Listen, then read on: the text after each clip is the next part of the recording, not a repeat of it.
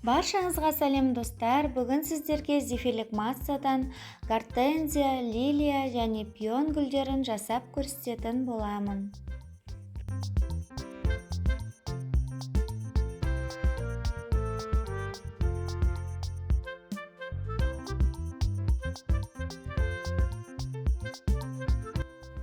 Біздерге пион гүлдерін жасау үшін осындай насадка керек болады. 120H деген насадка. Бұл өте үлкен насадка. Бұдан да кіші насадкалар болады. Соны алып қолдансаңыздар болады. Және пионның тағы бір түріне мен осындай 125-тік насадканы қолданамын.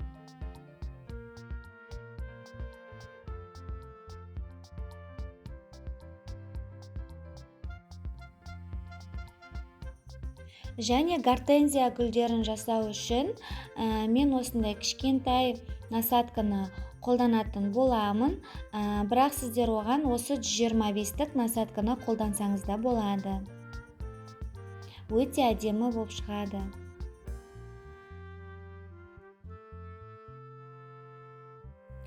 Енді лилия гүлдерін жасау үшін кондитерлік қаптың ұшын дәл осылай видеодағыдай үшкірлеп кесіп аламыз.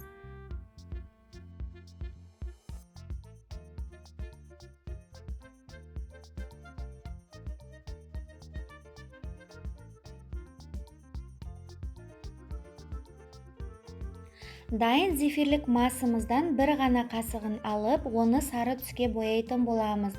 Ол біздің пионымыздың ортаңғы жағын жасау үшін қажет болады.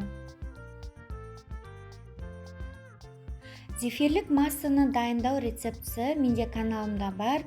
Жоғарыда сіздерге ссылкасын қалдыратын боламын.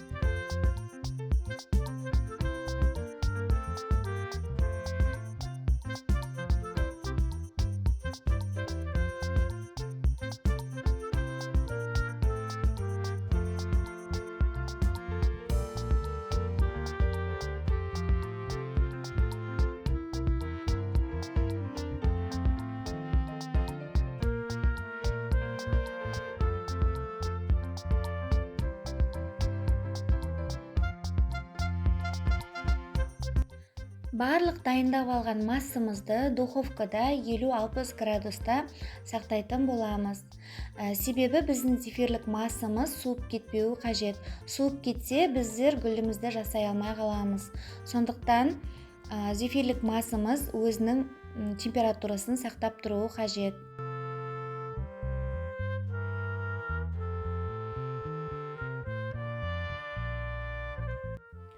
Алдымен біздер пион және гортензия гүлдерінің негіздерін отырғызып аламыз.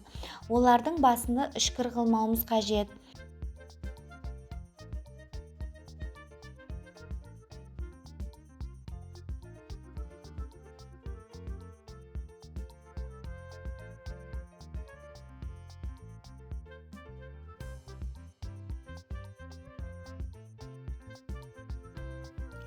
Алдымен осылай пионымыздың ортасын жасап аламыз.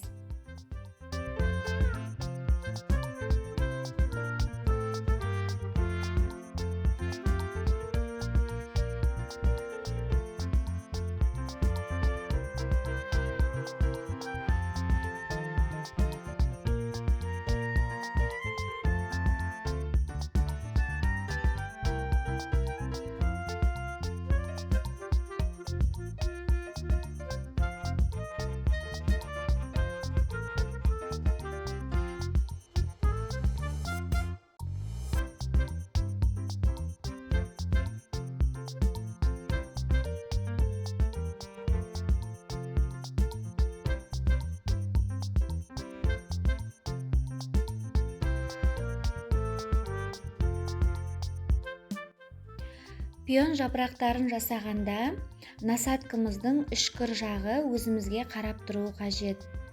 Яғни осылай жапырақтарын жасап, ол жапырақтардың сыртынан қайтадан қайталап жасаймыз. Яғни пионда жапырақтарын жасағанда қатып қалған заң жоқ. Яғни пионның жапырақтарын шынайы өмірде көргенде жан-жағына шашыраңқы болып тұрады. Біздер де пионымызды дәл солай шашыраңқы етіп жасасамыз болады. Бірақ мен сіздерге пионның екі түрін көрсететін боламын. Екі түрлі насаткамен. Мынау осы қазір видеода жасап жатырған пионым бірінші түрі болады. Одан кейін сіздерге екінші түрін көрсететін боламын.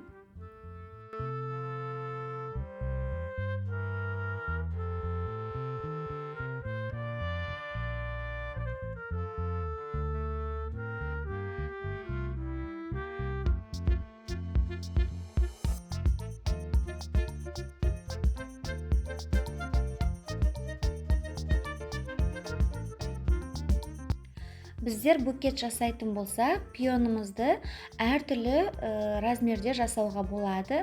Үлкен, кіші, себебі букетке көптеген кіші түрлері де көптеп қажет болады.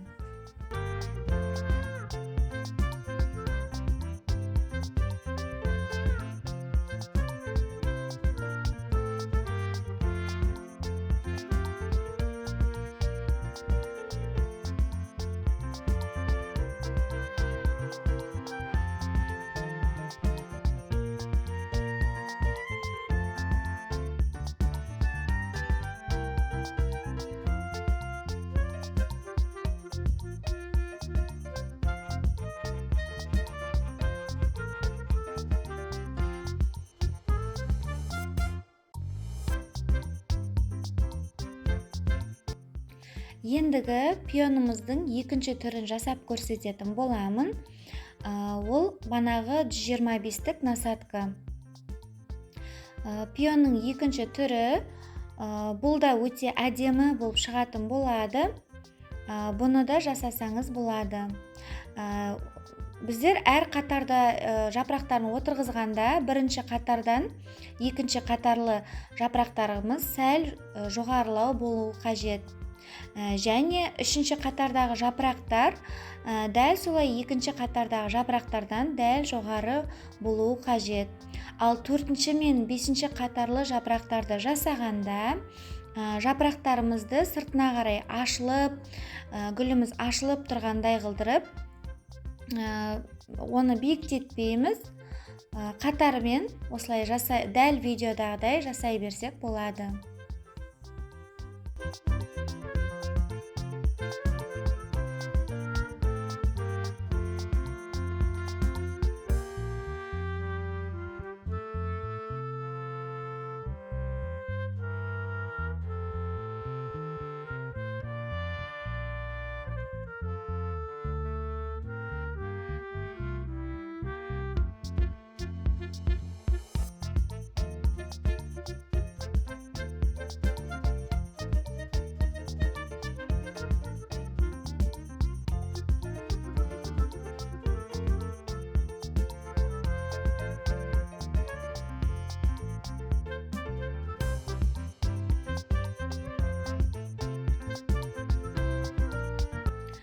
Қалып қойған қалған массамнан мен роза гүлдерін жасап тастайтын боламын.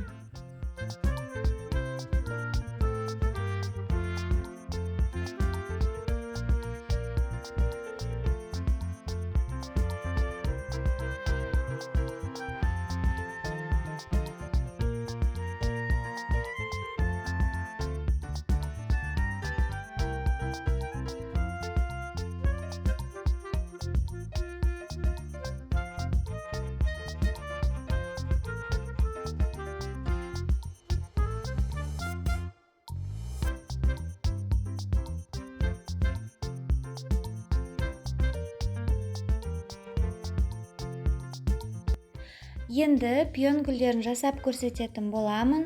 Пион жапырақтарын жасағанда осылай зефирімізді жасап жапырақты жасап жатырып сәл дірілдетіп істейміз. Сонда жапырақтар әдемі болып шығады.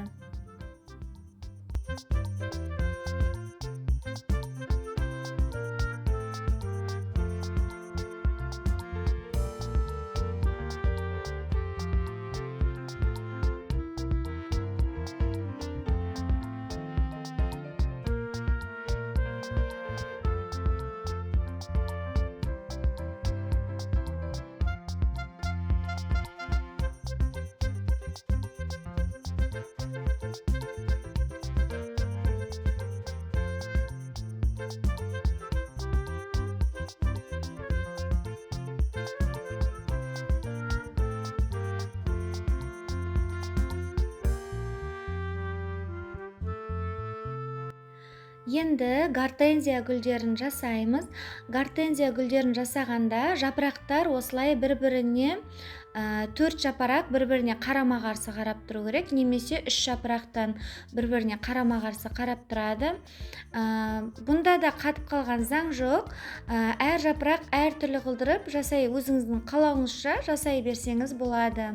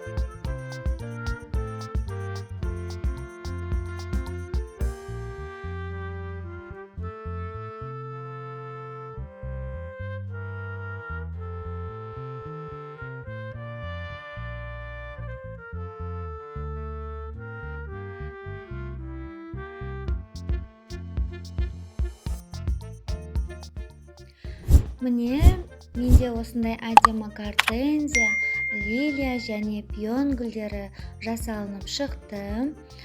Ұнаса лайк басыңыздар және каналыма тіркеліп кетуді ұмытпаңыздар.